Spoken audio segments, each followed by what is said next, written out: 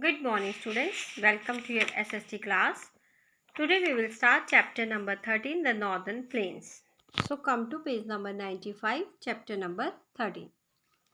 What are the Northern Plains? Northern Plain is a vast area of flat fertile land. These plains lie between the Himalayas and the southern plateau. It stretches from Punjab in the northwest to Assam in the east. Have a look on the map. You will see the northern plains lie between the Himalayas and the southern plateau. Formation of northern plains. How the northern plains formed? These are formed by the sediments like sand, stone and silt brought in by the three major rivers, that is Indus, Ganga and the Brahmaputra and their tributaries. These three rivers brought sand, silt and stone with them, and then they formed the northern plains. These plains are rich in alluvial soil. Alluvium is the soil that is deposited by a river or other running water, and it is made of a large variety of materials like fine particles of silt, sand, clay and gravel. These materials, sand, silt, stone, clay and gravel, help for the formation of the alluvial soil. So this soil is very fertile. The northern plains of India are the most productive regions for agriculture because of its rich fertile soil, adequate water supply and favorable climatic conditions.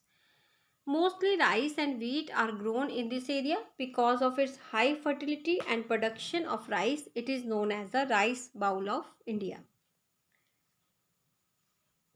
Next is the divisions of the northern plains. The northern plains divided into three river basins. What is a river basin? A river basin means an area watered by a river and its tributaries. And the three river basins are the Punjab river basin drained by the Indus, the Ganga river basin drained by the Ganga, the Brahmaputra river basin drained by the Brahmaputra. First is the Punjab river basin. The Punjab river basin is drained by the Indus and its tributaries like Satluj, Beas and Ravi. Punjab and Haryana lie in the Punjab plain formed by the Indus river. The soil here is mostly made of silt and is very porous. Bakhra Nangal Dam built on the river Satluj, which provide electricity and water for irrigation in the region. Main crops grown here are wheat, rice, cotton and sugarcane. Next is the Ganga river basin. The Ganga river basin extends from East Punjab to Bangladesh border in the east. It mainly covers the state of Uttar Pradesh, Bihar and West Bengal, and it is drained by the river Ganga and other rivers like Yamuna, Ghagra, Gandak, Kosi and Tisa also. The Ganga enters the northern plains near Haridwar and the Jamuna joins Ganga at Allahabad. This place is called the Sangam, where the Ganga and Yamuna meets. That place is called the Sangam. It is at Allahabad. Next is the Brahmaputra river basin. The Brahmaputra river starts in Tibet, where it is called the Sangpo. It enters India through the Arunachal Pradesh and flows through Assam before entering Bangladesh. The Brahmaputra river basin is formed by the Ganga and Brahmaputra rivers, where these two rivers form the largest delta in the world, that is called the Sundarban. Because of the fertile soil and high agricultural production, this region is heavily populated. Next is the importance of the northern plains. The northern plains are made of alluvial soil which is very fertile and best suited for the cultivation of the crops like wheat, rice, sugarcane. Therefore, the northern plains are called the food bowl of India. Number 2, the northern plains are home to millions of people in our country. Since the land is flat and leveled here, the roads and railways are also well developed. The northern plains has many well-developed industries like iron, steel, sugar, cement and jute. The life of the people in the northern plains. How the people live in the northern plains. Here, few states like Punjab, Haryana, Uttar Pradesh, Delhi West Bengal, Bihar, Jharkhand, and Assam. Let us know more about the life of the people in the northern plains. Number one is Punjab. Punjab is called the land of five rivers because earlier the five tributaries of Indus flowed through it. However, after partition, today's Punjab has only Ravi, Beas, and Satluj flowing through it. And the people of Punjab are very hardworking. They use modern methods of farming to cultivate different food crops: wheat, rice, cotton, sugarcane, fruits, and vegetables. Punjab is called the breadbasket of India because of high production of wheat. The people of Punjab speak Punjabi, and the men wear dhoti, kurta, and lungi, while the women wear salwar kameez and dupatta. मक्की की रोटी और सरसों का साग and lassi are the most famous food dishes of Punjab. Baisakhi and Gurpurab are the important festivals of Punjab. The Bhangra and Gidda are the dance form of the Punjab.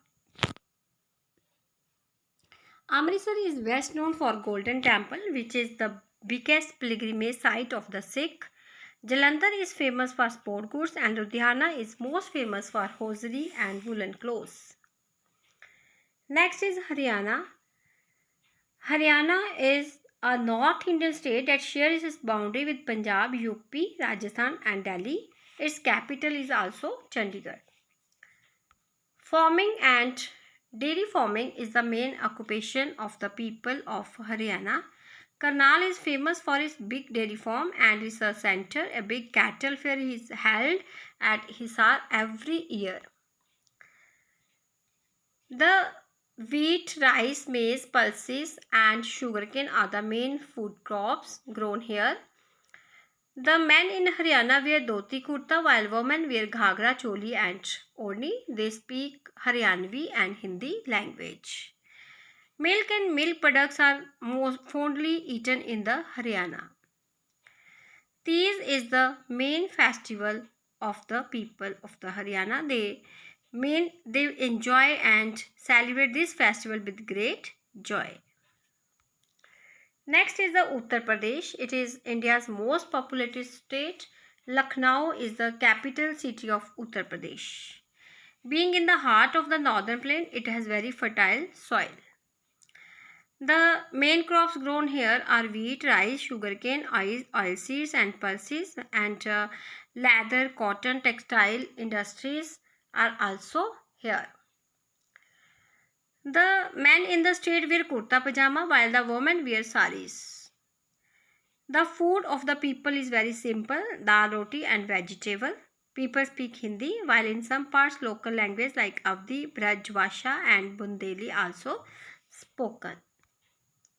Next is the West Bengal. It is an important state in eastern India. Kolkata is the state capital, and the state receives heavy rainfall and has rich fertile soil. Rice and jute cultivation is popular in West Bengal. Men of the state wear dhoti kurta while women wear saris. People are very fond of art and music here, and they celebrate Durga Puja. Durga Puja is the most important festival of the state. Next is the Delhi. Delhi is officially called the National Capital Territory of Delhi, and it is the capital of India. People from different castes, religions, and customs live in Delhi. Most of the people here are employed in various government and private offices. They speak Hindi, Urdu, and Punjabi language. Then Bihar. In ancient India, Bihar was the center of Buddhism. It lies between the state of Uttar Pradesh and West Bengal. Bihar lies between the state of Uttar Pradesh and West Bengal. Patna is the capital of Bihar. Agriculture is an important occupation of the people, and rice, wheat, sugarcane, and pulses are the main food crops of the grown here. People speak Hindi, Maithili, and Bhojpuri language, and the Chhath Puja is an important festival of the state, which is celebrated after the festival of Diwali. Next is the Jharkhand. The state was carved out of the Bihar in the year 2000, and the capital of Jharkhand is Ranchi. It is called the land of forest. It is famous for its beautiful waterfalls. Jharkhand is rich in minerals like iron, coal, and bauxite, and many mines are also there. People generally speak Hindi language, and some tribal people also live in Jharkhand that belongs to the Santhal and Munda tribes. Then Assam. Assam lies in the northeastern India. Dispur is the capital of Assam. Rice and jute are grown in the Assam, and Assam is also famous for its forest tea and muga silk. People of Assam generally speak Assamese language, and Bihu is the main festival of the Assam. They love their dance and music, especially during festivals, and Guwahati is the largest city of the state. So, students, read this chapter number 13, thoroughly. Thank you. Have a nice day.